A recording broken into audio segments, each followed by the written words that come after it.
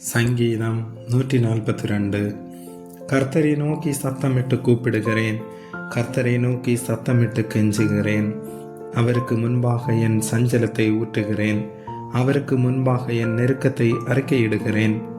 என் ஆவி என்னில் தியங்கும் போது நீர் என் பாதையை அறிந்திருக்கிறீர். நான் நடக்கிற வழியில் மறைவாக எனக்கு கண்ணி வைத்தார்கள். வலதுபுறமாய் கண்ணோக்கி பாரும், என்னை அறிவார் ஒருவரும் இல்லை. எனக்கு அடைக்கலம் இல்லாமற் போயிற்று, என் ஆத்துமாவை விசாரிப்பார் ஒருவரும் இல்லை.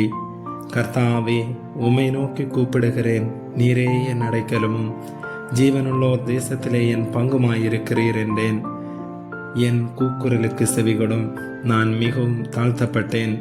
என்னை பின்தொடருகிறவர்களுக்கு என்னை தப்புவியும், அவர்கள் என்னிலும் பலவான்களாயிருக்கிறார்கள்.